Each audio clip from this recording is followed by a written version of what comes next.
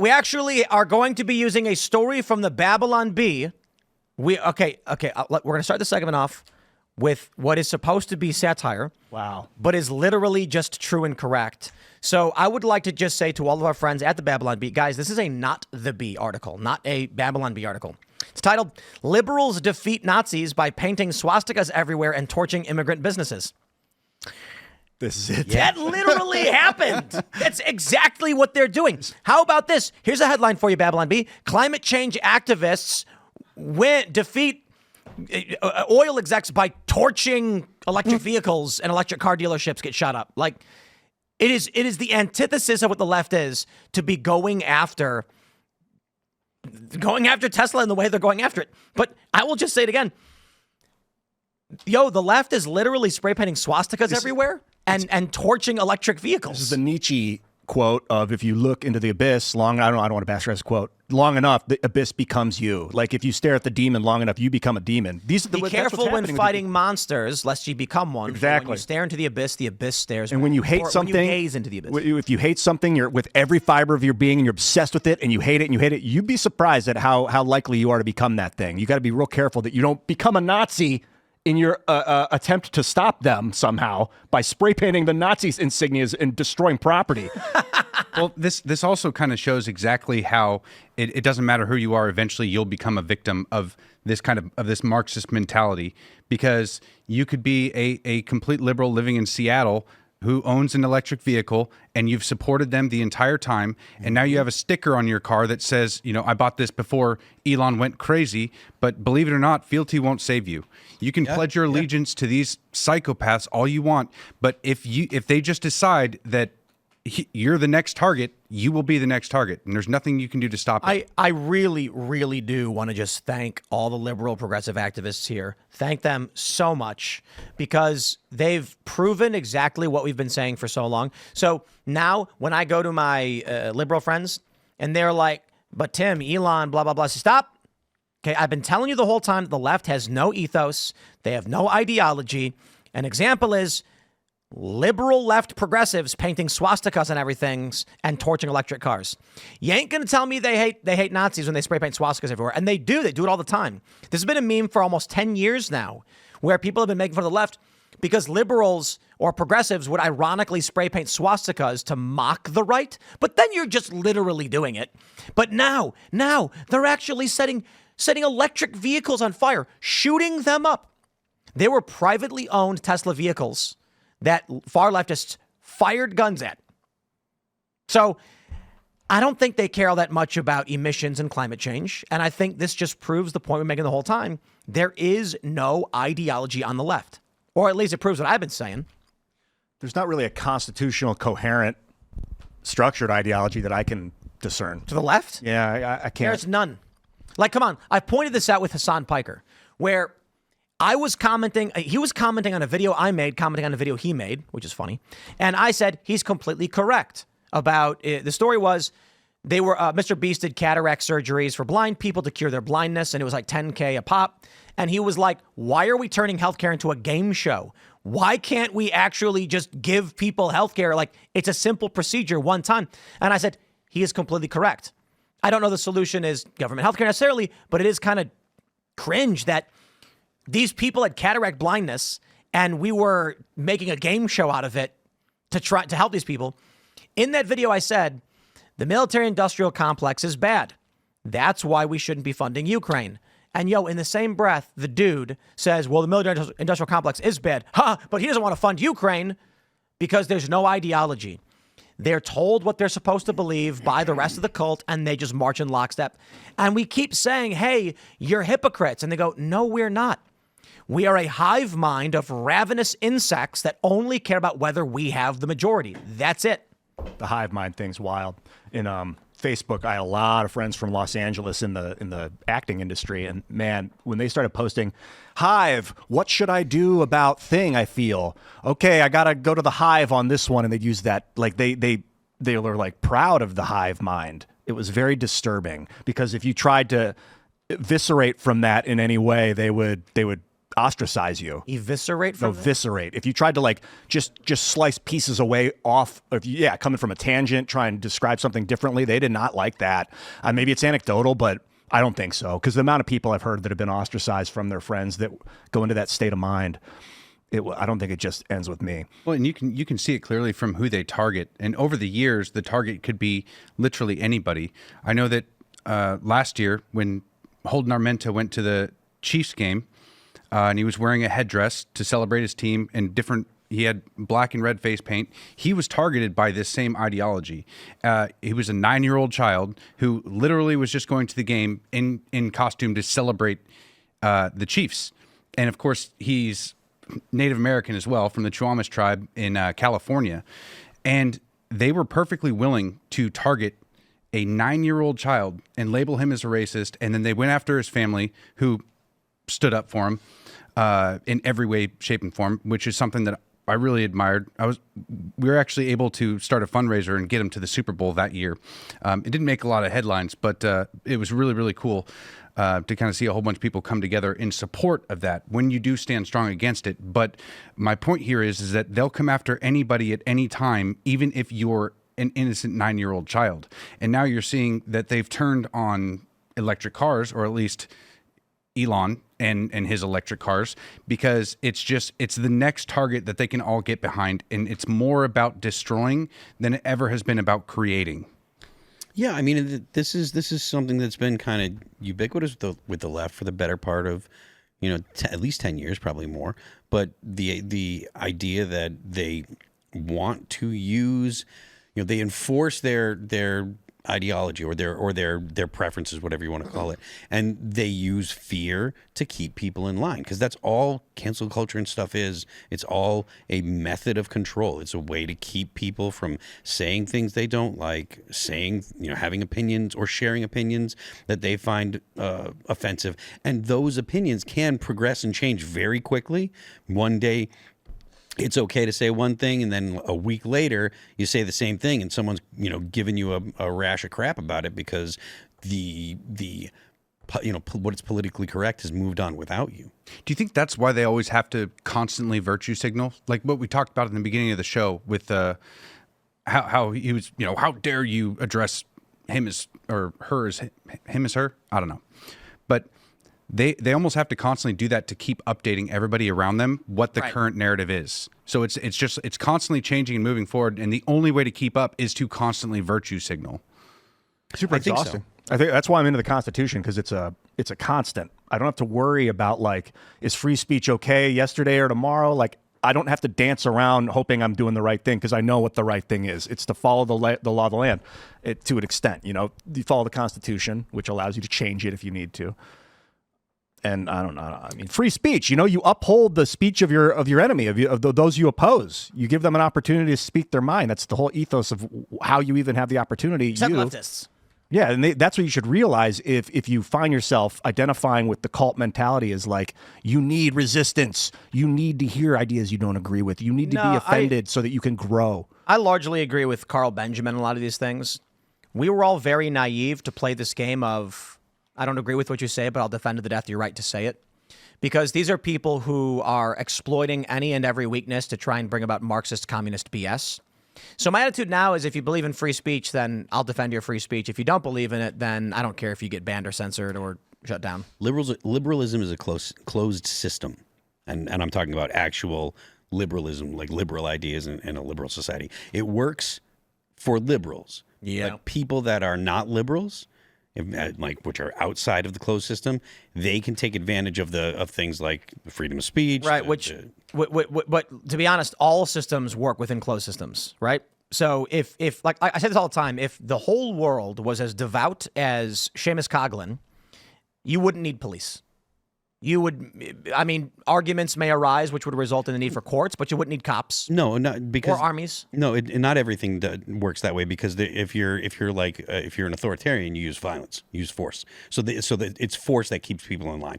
What I'm saying about liberalism is everyone that's a liberal accepts the fact that this is the way our society works. Right. What I'm saying is, it's vulnerable to people from in a system of fascism where everybody is a fascist. There's no fighting. They all agree with each other and they like what is happening. There maybe could be coups and backstabbing, but that applies to literally any other closed system as well. A classically liberal system where everybody agrees on all the rules and gets along could still have backstabbing and infighting. So ultimately, if you have 100 people of the same ideology, they're going to work together. I got this. So in other words, fascism, none of these ideas work outside of their spaces, and classical liberalism does not work, especially because it is ill-equipped to defend itself. Yeah, I just keeps going across my mind. Civilization 4. You may have played the fourth one. I don't know if you guys played, but you research liberalism, and then that opens up the ability to research communism. So it's kind of like liberalism gets hacked by the communist state of mind. The whole, we can all do this together. Yes. Well, to be fair, the reason why Civilization does that is because they're actually following the historical literature. Yeah. That is, liberalism came about well before communism. Yeah, and it kind of lays the groundwork for people to become communist, because if you have... That's the argument that Carl Benjamin makes, that communism is a natural outgrowth of liberalism. So I tend to disagree with him. I think that his perspective is that the Enlightenment leads to liberalism, which leads to communism. I think that that the English Enlightenment and the French Enlightenment and the German Enlightenment, the Scottish Enlightenment, those are actually substantially different in principle and stuff. And I know that there are things in the French Enlightenment that you really saw come to fruition in the French Revolution. Rousseau and that kind of man, like society should be man as an animal but socialized. That's something that came from the French Revolution, and I don't think that there is some kind of allegory in the Scottish or English revolutions or Enlightenment. I'm sorry, and I think that makes a difference with the results that you get. But I haven't had a chance to talk with Carl about that yet. So what was it? The state property aspects of liberalism that led towards communism? Like what happened? Well, the idea that everybody should have the same stuff. So that's something that you get with the French Enlightenment, that everything is the same, everybody is the same, and everyone should have this. Yeah, the leveling of the.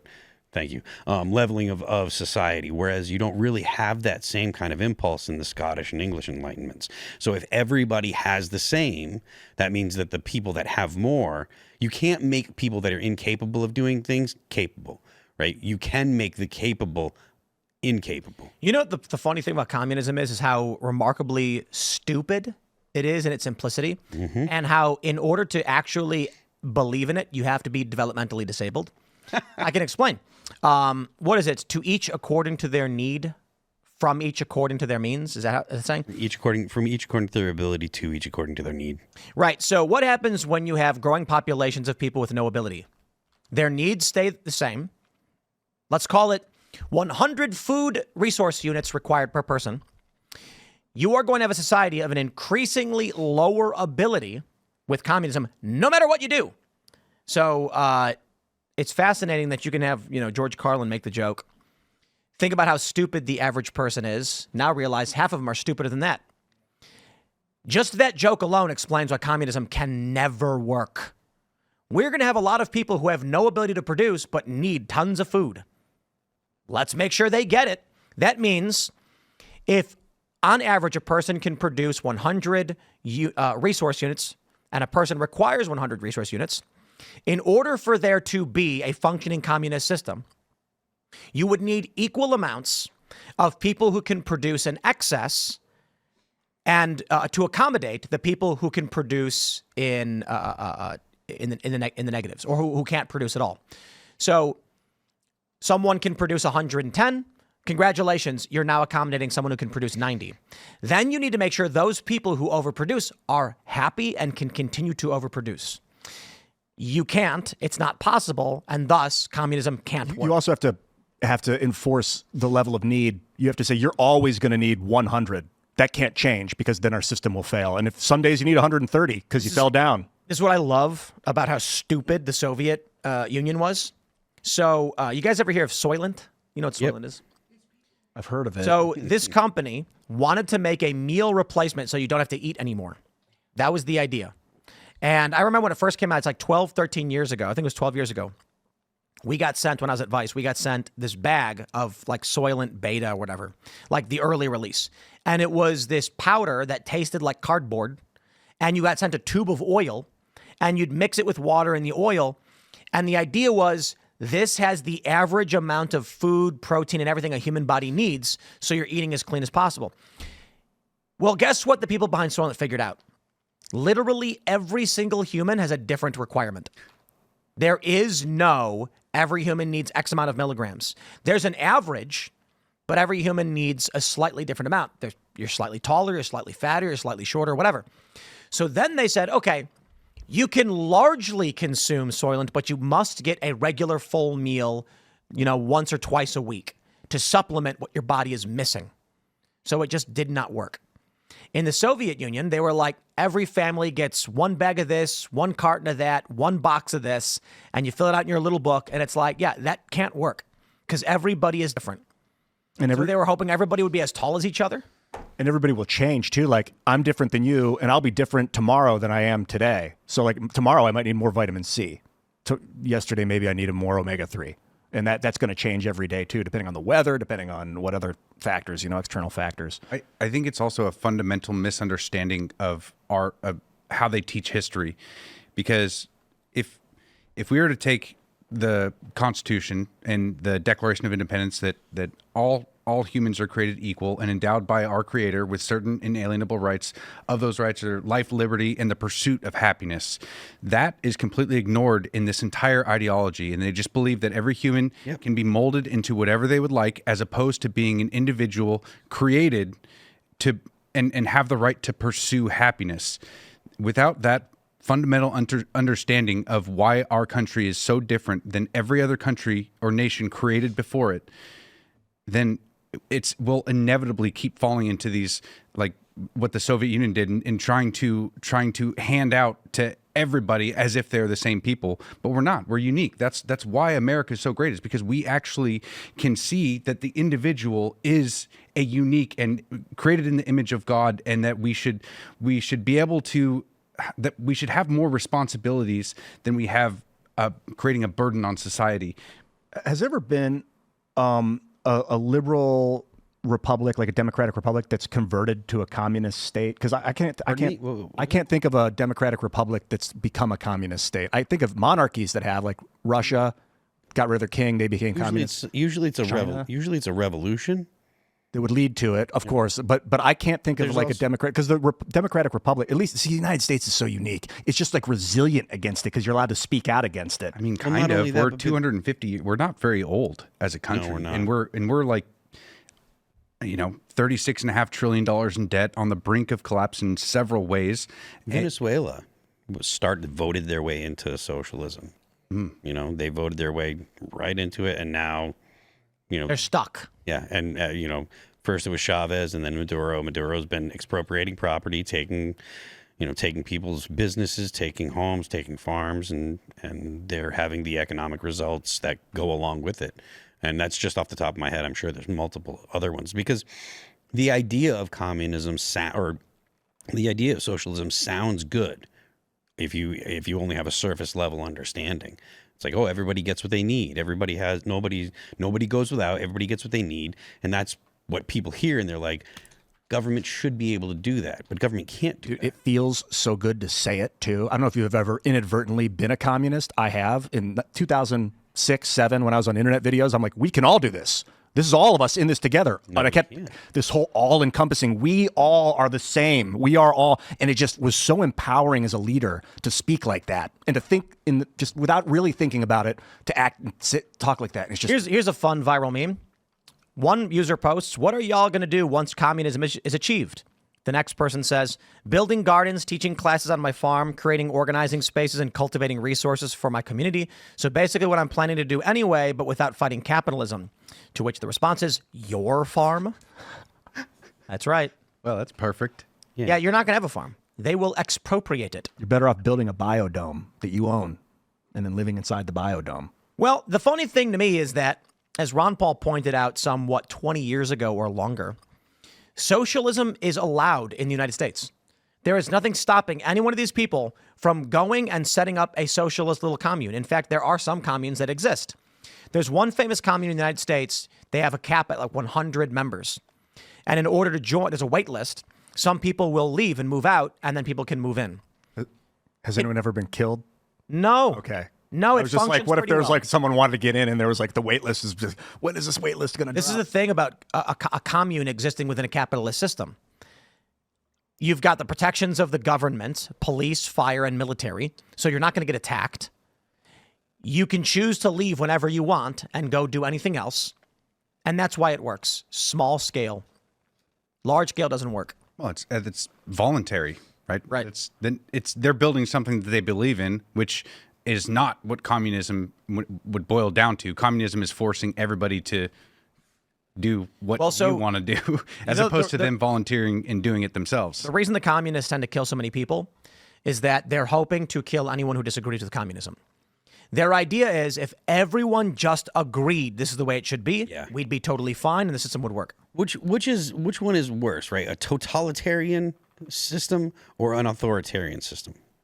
Probably totalitarian. Yeah, because totalitarian doesn't allow you to think anything different. Like they need to control your mind. That's why the communists put people away in re-education camps, right? The authoritarians, like maybe they'll just take your stuff or maybe they'll beat the crap out of you just because they feel like it or whatever. But if you keep your mouth shut and your head down, you might be able to fly under the radar and kind of just go about your day, right? With a totalitarian system, like they're interested in you being a true believer. So that's why you get sent to re-education camps. You get sent to a place to relearn how to think. And the crazy thing is there are people that are on Twitch today that say, yeah, we should send people to re-education camps. Hassan Piker. And He like, said that? Didn't Hillary Clinton say that not that long ago? He said they would need to be, yeah, absolutely. But he said, that you would need to send people to be re-educated. You need to teach them. They need to be re-educated. And I think he said it in context when he was talking to Ethan Klein. I'm concerned. I don't think that guy could run a mile. who? Hassan. Hassan Piker. He was just on Theo Von's show. Yeah, Theo had him on last week. That was nice. I watched 10 minutes of it. It was pretty cool. Dude, I think he was stoned. It was pretty funny. Or he's just or he was like really tired. It was early morning. He's I don't just know. really But he was dumb. like talking like this. I don't know. I appreciate what Hassan does. He's super like surface level. You appreciate what he does? What, advocate for murdering people? No. Sit around 8 hours a day and talk on the internet. That I appreciate. Sit around 8 hours a day and advocates murder. Yeah, that's pretty horrible. And I would, if does he it did, all the time. if he did that, I would debate him. He does it. heavily on He it. does does it it. all the time. And he thinks the funny thing is there's no serious law enforcement in this country. Because if there were the case, when Hassan was like, you got to go do X in a video game, there'd be a knock on his door. Thanks for checking out this clip from Timcast IRL. Make sure to watch the show live Monday through Friday at 8 p.m. Subscribe to this channel, and we will see you all there.